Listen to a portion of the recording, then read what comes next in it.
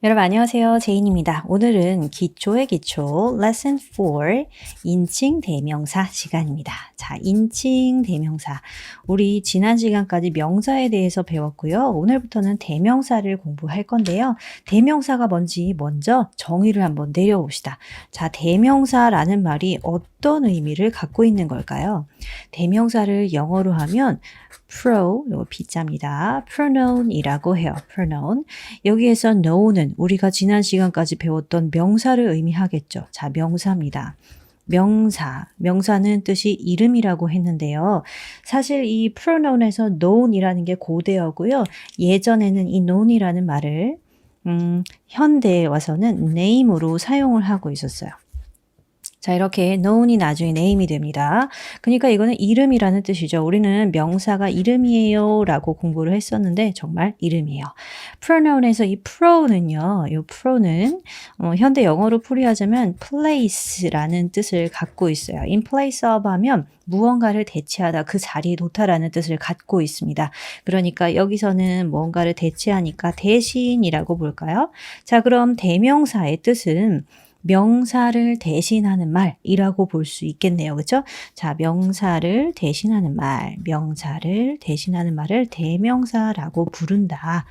자, 그러면 대명사의 종류는 어떤 것들이 있길래 오늘 이 시간에 인칭 대명사를 배운다고 하는 건지 한번 찾아볼게요. 자, 대명사의 종류 가장 먼저 떠오르는 거 오늘 배우게 될 인칭 대명사라는 말이 있습니다. 대명사의 종류가 여러 가지가 있는데요. 대명사를 다 외워야 되는 게 아니라 똑같은 단어를 가지고 그 쓰임에 따라서 기능에 따라서 나눌 수 있는데 인칭 대명사 보이실 거고 또 지시 대명사라는 말도 있어요. 문법 공부할 때 지시 대명사라는 것도 보일 겁니다. 그리고 의문 대명사라는 말도 있어요. 의문 대명사 하니까 대명사인데 의문사의 역할을 해주는 거다라고 보시면 되고요.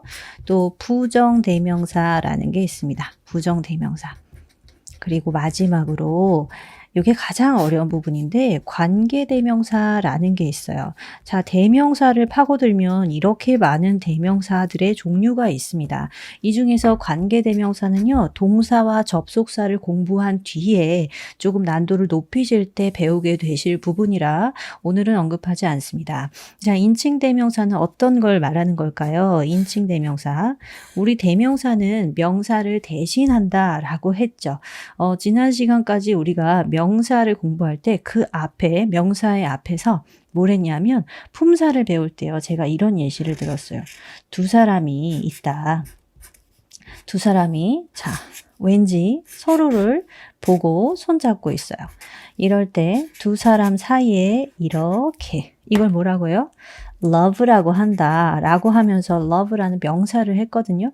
그리고 그 뒤에 어떤 사람이 이걸 보고 쟤네들 손잡고 있다 얼레리 꼴레리 이렇게 얘기할 때 자 이렇게 가리킬 때 쟤네들 이렇게 얘기할 때 이 남자를 뜻하면 he, 쟤는 이렇게 할 거고요. 이 여자를 가리키면은 she 이렇게 가리킬 거고요. 쟤네들이라고 하면 they 이렇게 가리킬 거예요. 그리고 그들이 하는 거 이름이 떠오르지 않아 이게. 그러면 그거 있잖아 그거 쟤네 그건데 사랑한다고요. 자, 그거라고 하는 거 it. 이걸 대명사다라고 언급한 부분이 있었어요.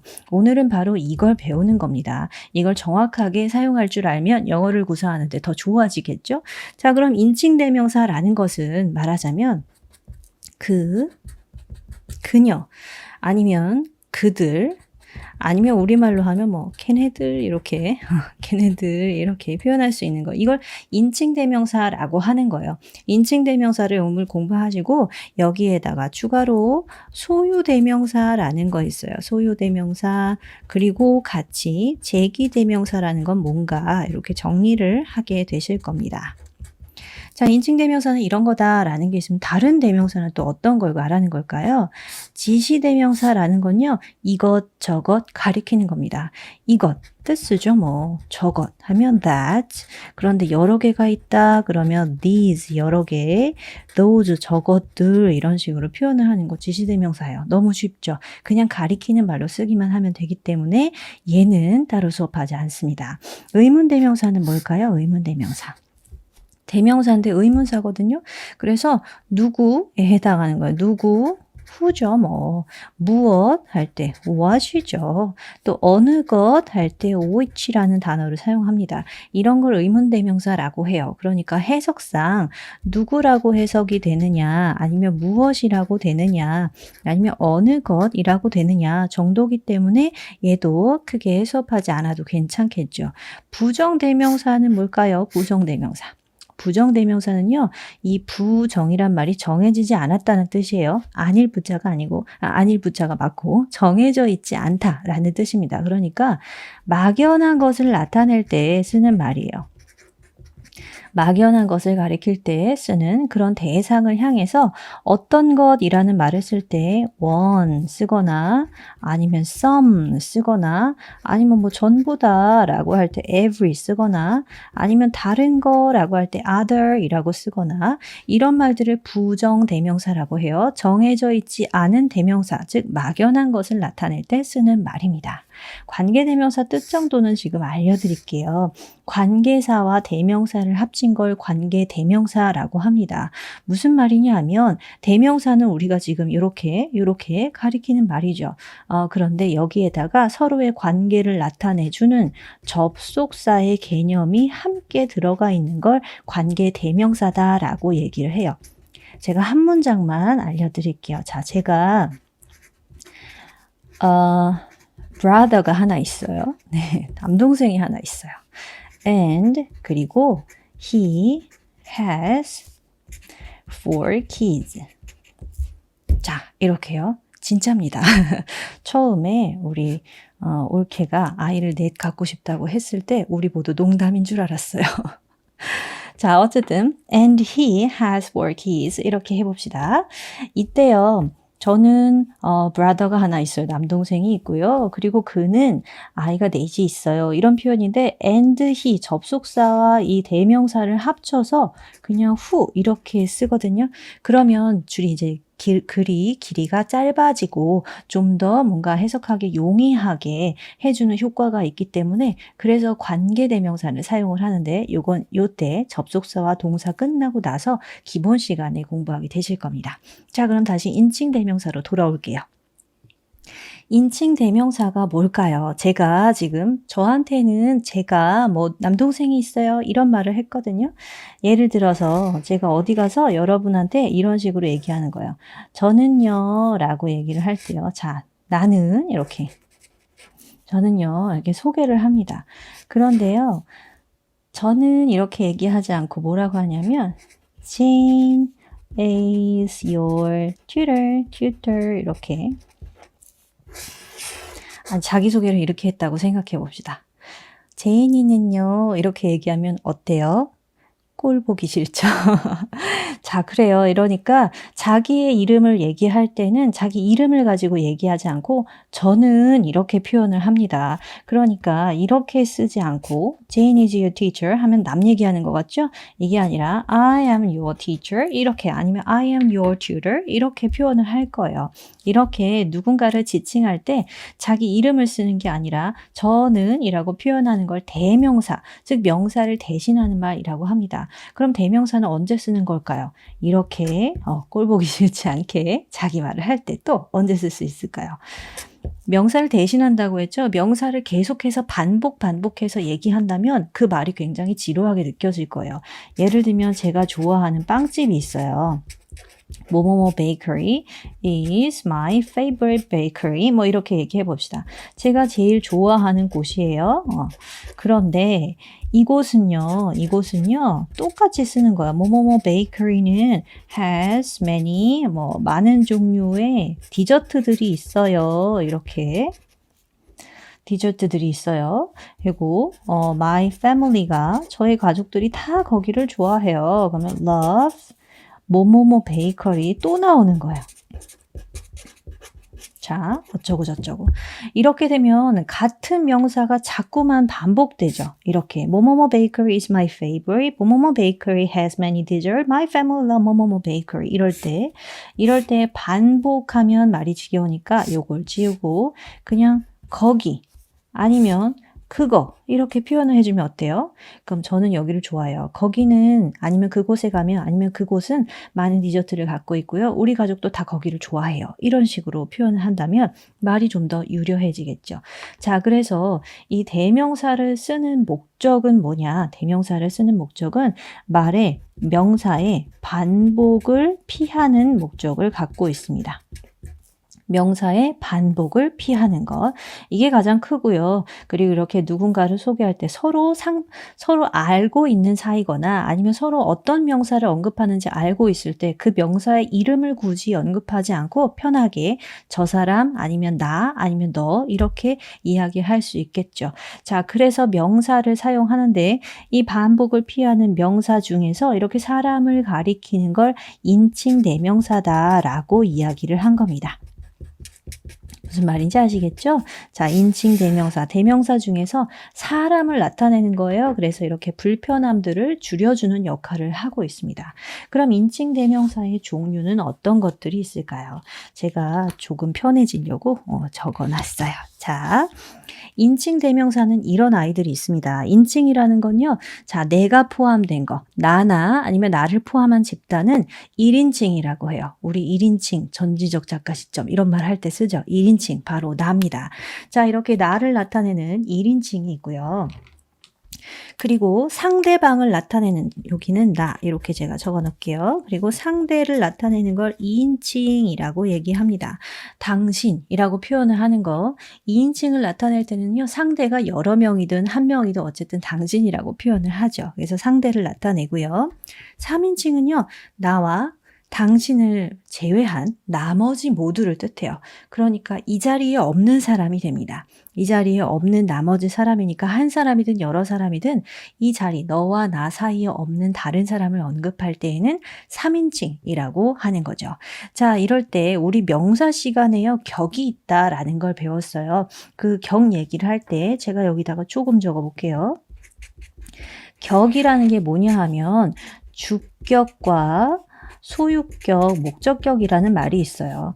자, 목적격 이렇게 소유격을 우리 명사 시간에 했어요. 무슨 뜻이라고 했어요? 누구누구의 물건 이렇게 표현했었죠. 누구누구의 소유하고 있다라는 관계를 나타내 주는 거다. 즉, 격이라는 것은 어떤 사람이 물건에 대한 관계를 나타낸다. 이렇게 표현을 했었어요.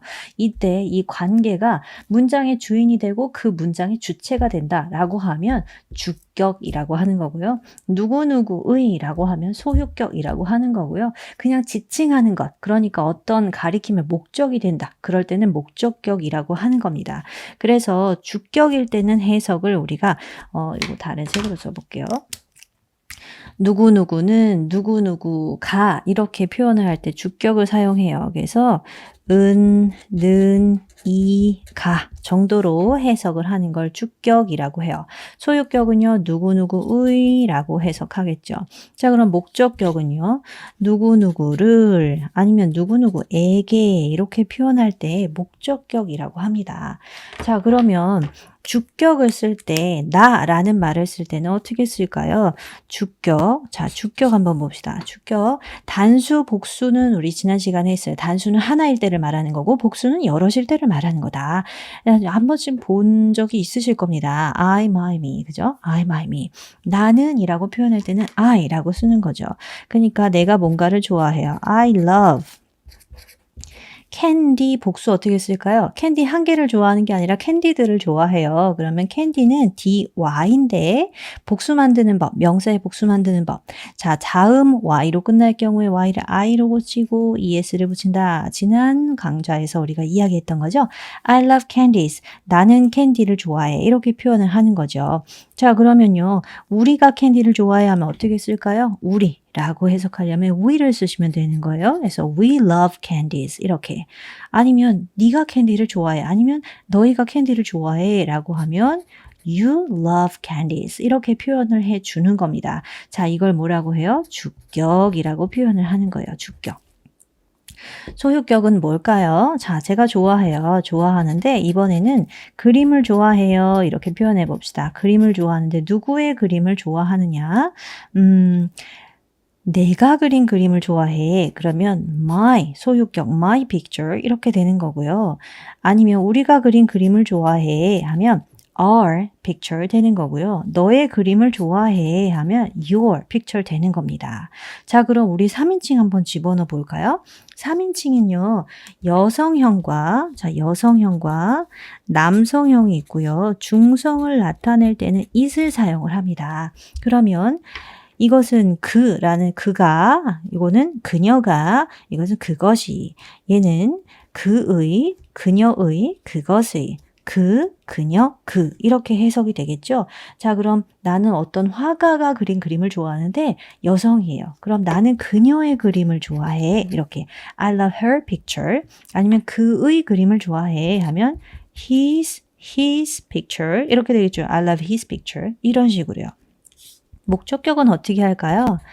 I love, 내가 좋아해요. 내가 좋아하는데, 너를 좋아해. 이러면 I love, 목적격이 너를이죠. you 쓰면 됩니다. 자, 나는 그를 사랑해 하면 I love him. 써야죠. 여기에다 그라고 해서 he 쓰면 안 된다는 소리예요. 왜냐? 누구누구를 이라고 해석하는 목적어를 쓰려면 이때 목적격을 갖다 써야 된다는 얘기죠. he를 쓰면 안 되고 주어 자리에 주격 자리에는 he 쓰는 거예요. 그러니까 he 여기다 쓸 수 있는 말 she 이렇게 써야 되고요. 이 자리에 쓰시려면 her 이렇게 him 이렇게 이 부분에 있는 애를 갖다 써야 된다는 소리입니다. it은 중성이라고 했는데 중성이 어디 있을까요?